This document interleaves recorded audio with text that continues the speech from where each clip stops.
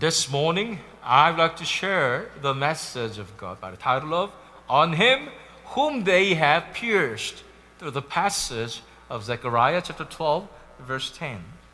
오늘 시간에는 그 찌른 바 그를 바라보고 라는 제목을 가지고 본문 말씀인 스가랴 12장 10절 말씀을 통해서 하나님께서 저와 이루실 말씀 함께 나누도록 하겠습니다. We know well how important the Bible is as a standard for us, for Christians. 우리는 성경이 우리 크리스천들에게 있어서 얼마나 중요한 기준이 되는지를 잘 알고 있습니다. That is why many people read and study the Bible. 그래서 많은 사람들이 성경을 읽고 또 연구합니다. But when I entered seminary, one thing that surprised me was this. 제가 신학교에 들어가서 공부하던 당시에 깜짝 놀랐던 점이 있다면 There are truly many different perspectives in interpreting scripture. 성경 해석에 참으로 다양한 관점이 존재한다는 사실입니다. Even for the same verse, interpretation differ completely according to theological schools of thought. 같은 구조를 두고도 신학 사조에 따라서 전혀 다르게 해석하며 each insists that their own interpretation is right and they do not easily yield. 각자 자신들의 해석이 옳다고 주장하면서 고집을 꺾지 않습니다. Even within Orthodox Christianity, there are many perspectives. 정통 기독교 안에서도 이렇게 다양한 관점이 존재하지만 But outside orthodoxy, on heretical groups, 정통을 벗어나는 이단들의 특징은 the mark is their strange and unique ways of interpreting the Bible. 더욱더 독특한 성경 해석 방식을 가진 데 있습니다. Therefore, reading the Bible itself is important. 따라서 성경을 읽는 것도 중요하지만 but having the right perspective in reading, it is even more important. 성경을 읽는 올바른 관점을 갖는 것이 더욱 중요합니다. Among the many theological trends and viewpoints, 수많은 신학 사조와 관점들 가운데 which one is pleasing to God and leads us into truth? 하나님께서 기뻐하시고 진리로 이끄는 관점은 어떤 것일까요? We can find the answer by reading John chapter 5 verse 39. 우리가 요한복음 5장 39절 말씀 통해서 그 해답을 찾을 수 있습니다. You search the scriptures because you think that in them you have eternal life, and it is they that bear witness about me. 요한복음 5장 39절 너희가 성경에서 영생을 얻는 줄 생각하고 성경을 연구하거니와 이 성경이 곧 내게 대하여 증언하는 것이니라. When Jesus said this, 예수님이 말씀하셨을 때, from a human viewpoint, it might sound forced or too self-centered. 인간적인 눈으로 보면 너무 끼워 맞추는 것이 아닌가, 혹은 지나치게 자기중심적인 것이 아닌가 하는 생각이 들 수 있겠습니다. But this verse actually gives us the most important key to interpreting the whole Bible. 그러나 이 구절은 성경 전체를 해석하는 데 있어 가장 중요한 실마리가 됩니다. When we take the perspective that the whole Bible, especially the Old Testament, is about Jesus, 정말로 성경 전체가 특별히 구약 성경이 곧 예수님에 관한 것이라는 관점이 우리 성경 해석의 틀이 될 때에 only then we can truly see and understand the scripture correctly. 그 비로소 성경을 올바르게 바라보고 이해할 수 있게 되는 것입니다. So if we train ourselves whenever we read the Bible, 그러면 성경을 읽을 때마다 우리가 훈련을 하되 to look for Jesus in every passage, especially in the Old Testament, 모든 구절 속에서 특별히 구약 속에서 예수님을 찾는 훈련을 한다면 we will surely receive remarkable grace and benefit. 놀라운 은혜와 유익을 얻게 될 줄로 믿습니다. The passage we read today is also one of those verses where we can find hidden Jesus. 오늘 본문 말씀은 또한 예수님께서 숨어 계신 대표적인 구절입니다. This passage is Zechariah chapter 12 verse 10. 오늘 본문 말씀은 스가랴 12장 10절 말씀입니다. Let us now read together the passage for today. 오늘 본문 말씀 스가랴 12장 10절 말씀을 함께 읽어보겠습니다.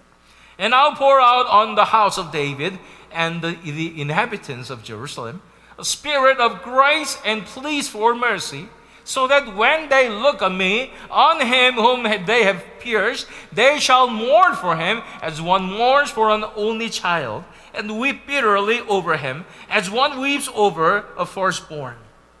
내가 다윗의 집과 예루살렘 주민에게 은총과 간구하는 심령을 부어주리니 그들이 그 찌른 바 그를 바라보고 그를 위하여 애통하기를 독자를 위하여 애통하듯 하며 그를 위하여 통곡하기를 장자를 위하여 통곡하듯 하리로다. To understand this verse properly, we must look at the context. 이 말씀을 제대로 이해하기 위해서는 이 맥락을 살펴보아야 되겠죠. Let's go to verses 8 and 9, which is right before this. 이 전에 나오는 8절 9절 말씀을 읽어보도록 하겠습니다. On that day the Lord will protect the inhabitants of Jerusalem, so that the feeblest among them on that day shall be like David, and the house of David shall be like God, like the angel of the Lord going before them. And on that day I will seek to destroy all the nations that come against Jerusalem. 스가랴 12장 8절 9절 말씀. 그 날에 여호와가 예루살렘 주민을 보호하리니 그 중에 약한 자가 그 날에는 다윗 같겠고 다윗의 족속은 하나님 같고 무리 앞에 있는 여호와의 사자 같을 것이라. 예루살렘을 치러 오는 이방 나라들을 그 날에 내가 멸하기를 힘쓰리라. Here you see the repeated phrase on that day. 여기서 반복되는 그 날은 This is a theme that appears often throughout the Old Testament. 구약 성경 곳곳에 등장하는 주제입니다. In general, it refers to the great and dreadful day of the Lord. 일반적으로 여호와의 크고 두려운 날. The day of final judgment, the day when the kingdom of God comes. 즉 마지막 심판의 날, 하나님의 나라가 임하는 날을 가리킵니다.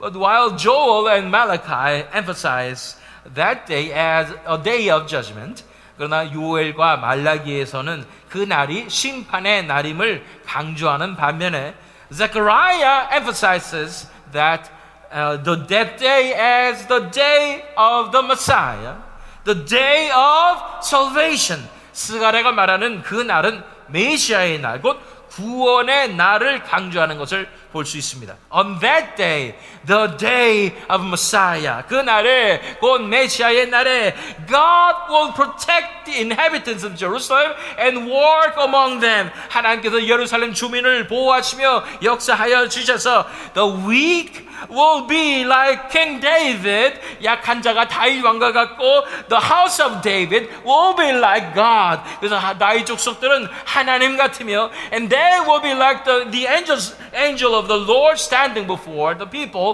무리 앞에 서 있는 하나님의 천사들, 하나님의 사자와 같이 될 것이라고 말씀하여 주시는 것입니다.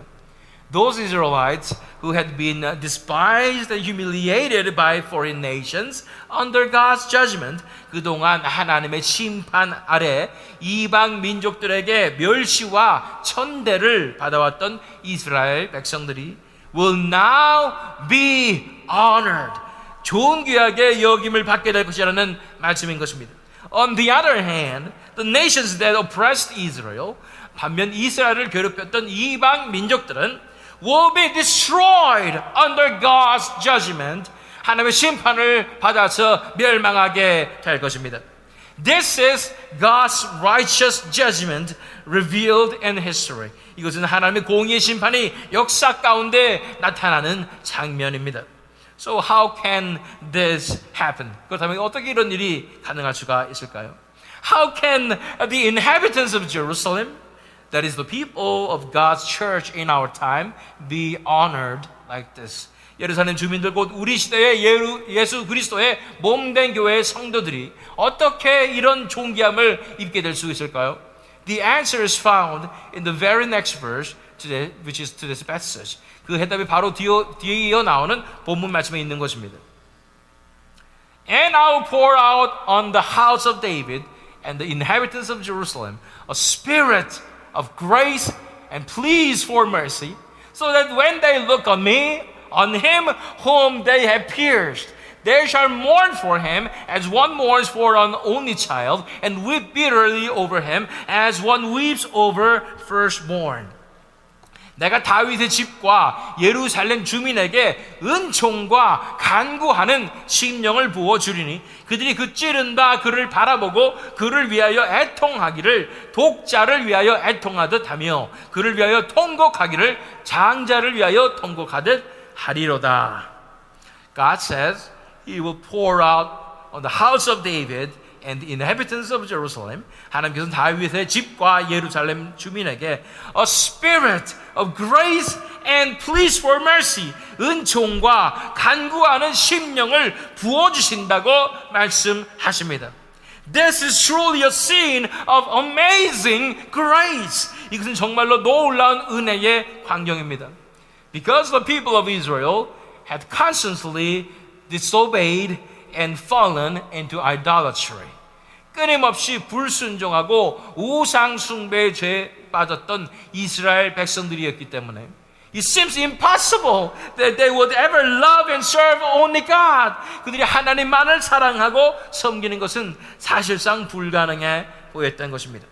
But that they are transformed into holy saints. 그러나 그들이 거룩한 성도의 모습으로 변화되어서 and honored among the nations, 모든 민족들 가운데 존귀히 여김받게 되는 것은 is entirely because of the grace of God pours out. 전적으로 하나님께서 부어주시는 은총과 and the new spirit of a prayer He gives. 새롭게 하시는 간구의 심령 때문이라고 말씀하십니다. This is the scene when revival comes. 이것은 바로 부흥이 임하는 장면입니다. This is the outpouring of the Spirit that the prophet Joel foretold. 요엘 선지자가 예언했던 성령의 모든 사람에게 부어지는 역사인 것입니다. Let's go to Joel 2:28 and 29. 요엘 2장 28절 29절 말씀을 보면 And it shall come to pass afterward that I will pour out my spirit on all flesh. Your sons and your daughters shall prophesy. Your old men shall dream dreams, and your young men shall see visions, even on the male and female servants in these days. I will pour out my spirit and weep bitterly over him as one weeps over a firstborn. 죄송합니다. I will pour out my spirit까지입니다. 그 후에 내가 내 영을 만민에게 부어주리니 너희 자녀들이 장래를 말할 것이며 너희 늙은이는 꿈을 꾸며 너희 젊은이는 이상을 볼 것이며 그때 내가 또 내 영을 남종과 여종에게 부어줄 것이며 When the Spirit of God is poured out, 하나님의 영이 부어질 때 real changes happen in life. 삶의 실제적인 변화가 일어납니다. And God also changes their hardened hearts. 또한 하나님께서는 그들의 굳어진 마음을 바꾸어 주시는 것입니다. Let's go to Ezekiel 36:26. 우리 에스겔 36장 26절 읽겠습니다. And I will give you a new heart and a new spirit I will put within you, and I will remove the heart of stone from your flesh and give you a heart of flesh. 에스겔 36장 26절 또 새 영을 너희 속에 두고 새 마음을 너희에게 주되 너희 육신에서 굳은 마음을 제거하고 부드러운 마음을 줄 것이며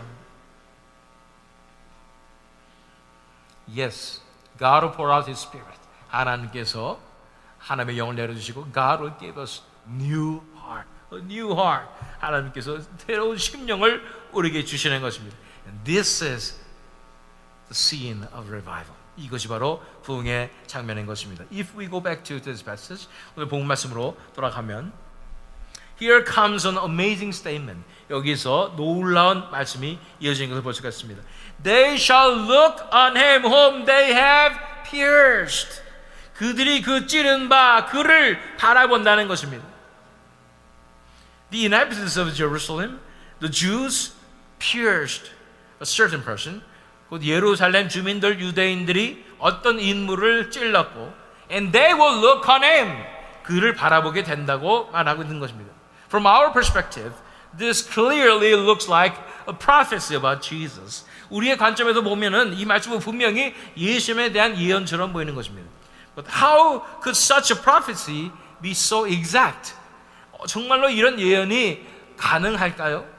Then the Jews would pierce Jesus is written here so precisely. It is astonishing. 유대인들이 예수님을 찌를 것에 대해서 이렇게 정확하게 기록이 되어 있다니 놀라운 일입니다. But how did people in Zechariah's time understand this verse? 그렇다면 스가랴 시대 사람들은 이 구절을 어떻게 이해했을까요?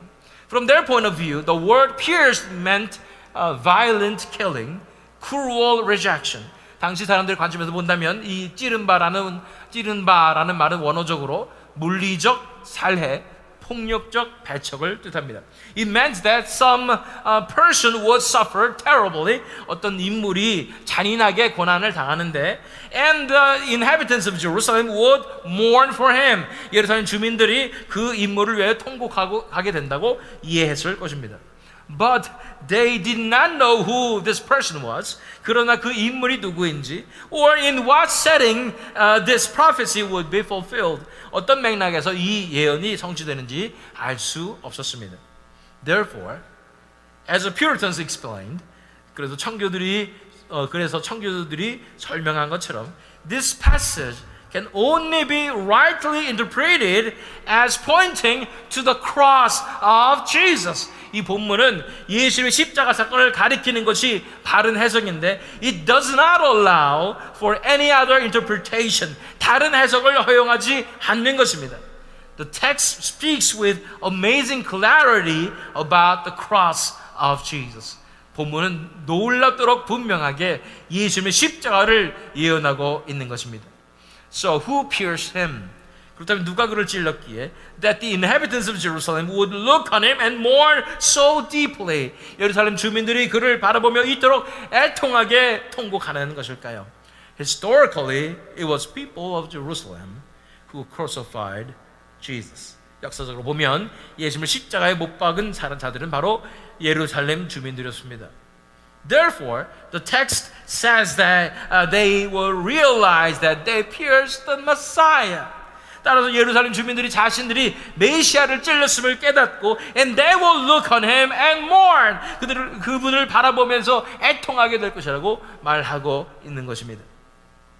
The Bible describes this mourning as one mourns for an only child. 성경은 그 애통을 독자를 위하여 애통하듯 and as one weeps over a firstborn, 또 장자를 위하여 통곡하듯이라고 묘사하고 있습니다. This reveals that Jesus is the only begotten Son of God. 이는 예수님께서 하나님의 독생자이심을 드러내는 표현입니다. The people who pierce him will finally realize the deep sorrow of the Father who gave his only Son. 하나님께서 독생자를 내어주신 그 절절한 심정을 예수님을 찌른 자들이 마침내 깨닫게 된다는 것입니다. So this passage is a prophecy of revival. 결국 이 구절은 부흥에 대한 구절인 것입니다. 예언인 것입니다. The Spirit of God will be poured out on the inhabitants of Jerusalem. 예루살렘 주민들에게 하나님의 영이 부어지고 and with new hearts they will confess that they crucified the Messiah. 새 마음이 그들에게 임해서 그들이 메시아를 십자가에 못 박았음을 깨닫고 and they will truly repent. 진정으로 회개하게 된다는 것입니다. In history, the Jews have denied that Jesus was the Messiah. Jesus is the Messiah. 역사적으로 유대인들은 예수님의 메시아 되심을 지금까지도 부인해 왔습니다. Because if they admit it, 왜냐하면 그 사실을 인정하는 순간, they must also confess that they themselves crucified the Messiah that they were waiting for. 그들이 기다려왔던 바로 그 메시아를 십자가에 못 박은 대역죄임을 고백해야 하기 때문인 것입니다. But when that day comes, 그러나 그 날이 오면 they will realize they were the ones who crucified the Messiah. 유대인들은 자신들이 바로 메시아를 십자가에 못 박은 장본인임을 깨닫고 and they will repent with the sorrow of parents. 독자와 장자를 잃은 부모의 심정으로 who have lost an only son or a first child 애통하며 회개하게 될 것입니다. This is the great hope of revival in the last days. 이것이 바로 마지막 때에 있을 부흥의 놀라운 소망입니다. So then who really pierced Jesus? 그렇다면 진정으로 예수님을 찌른 자는 누구입니까? Historically, it was the Jewish leaders and Roman soldiers who crucified him. 역사적으로는 유대 지도자들과 로마 병사들이 예수님을 십자가에 못 박았지요. But if we think about the reason why Jesus died on the cross, 그러나 예수님께서 십자가에서 죽으신 그 이유를 생각해 본다면 it was not only because of them. 단지 그들 때문만은 아닙니다. If we read Isaiah 53 verse 5, 우리가 이사야 53장 5절 말씀을 보면 But he was pierced for our transgressions. He was crushed for our iniquities. Upon him was the chastisement that brought us peace. And with his wounds we are healed. 이사야 53장 5절 말씀 그가 찔림은 우리의 허물 때문이요 그가 상함은 우리의 죄악 때문이라 그가 징계를 받음으로 우리는 평화를 누리고 그가 채찍에 맞음으로 우리는 나음을 받았도다. The reason Jesus was pierced was 예수께서 찔리신 이유는 our sins and our iniquities 바로 우리의 허물과 죄악 때문인 것입니다. Because we are sinners destined for destruction and hell 우리가 멸망과 지옥에 떨어질 수밖에 없는 죄인들이었기 때문에 Jesus was nailed to the cross to take our punishment in our place. 예수님께서 대신 형벌을 당하시기 위해서 십자가에서 못 박히신 것입니다. So, who pierced Jesus? 그렇다면 예수님을 찌른 자는 누구입니까? It is us. 바로 우리입니다. It is you and me. 바로 저와 여러분입니다. Each one of us nailed him to the cross. 우리 한 사람 한 사람이 예수님을 십자가에 못 박은 자들입니다.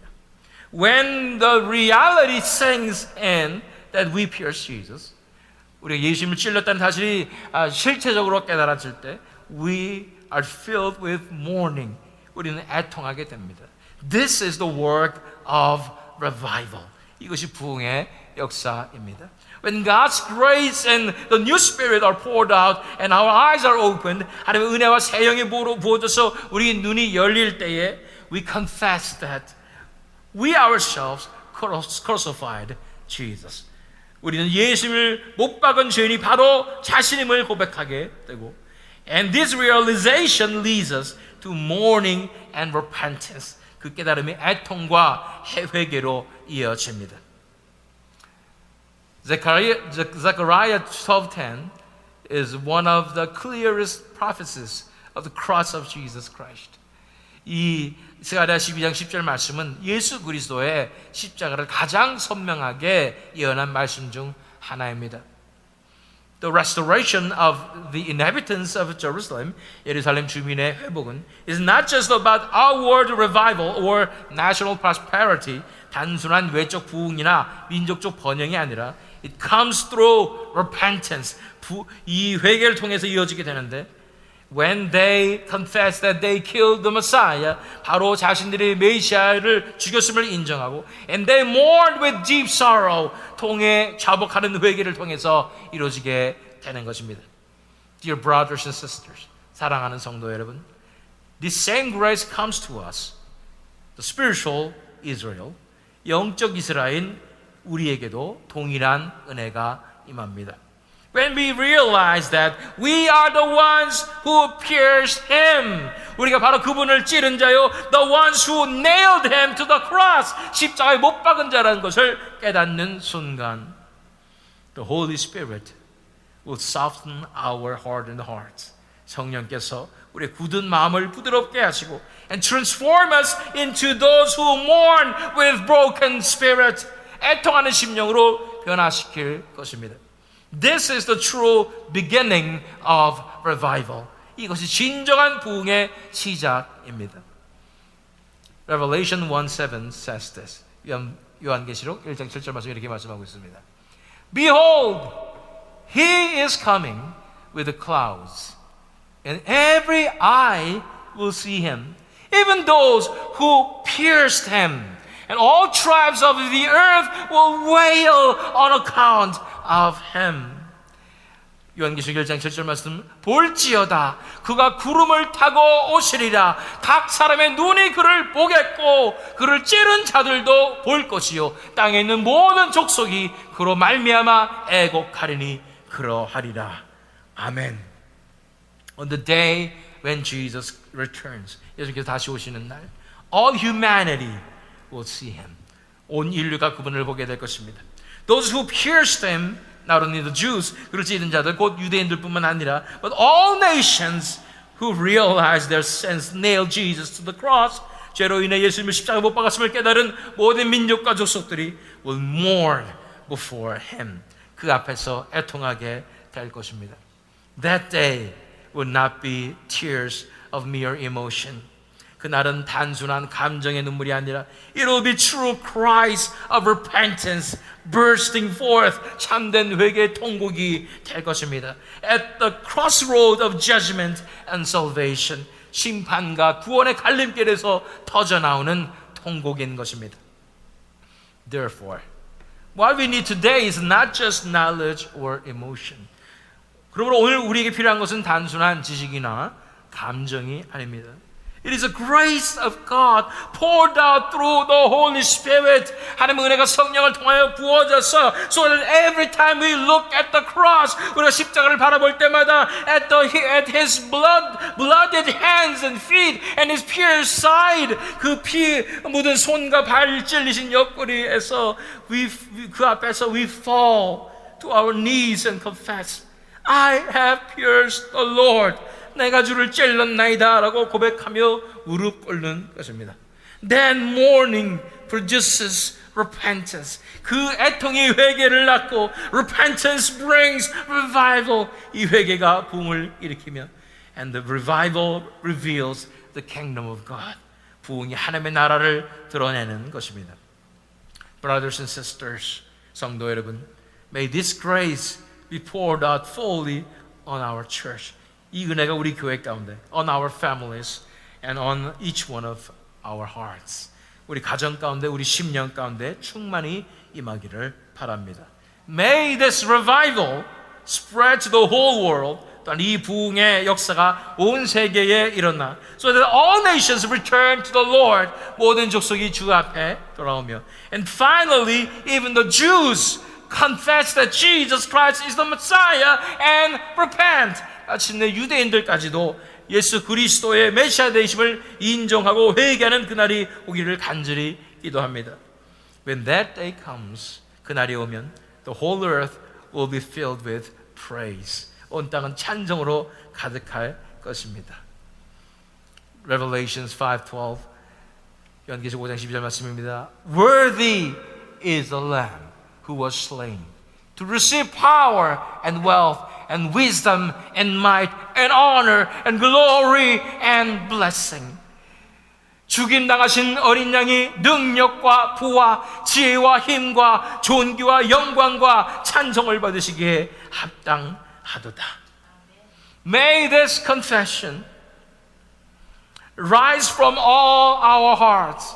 이 고백이 우리 모두의 심령에서 터져나와 And may the glory of the Lord be revealed forever. 주님의 영광이 영원히 드러나기를 소망합니다. Let us pray. 기도하겠습니다.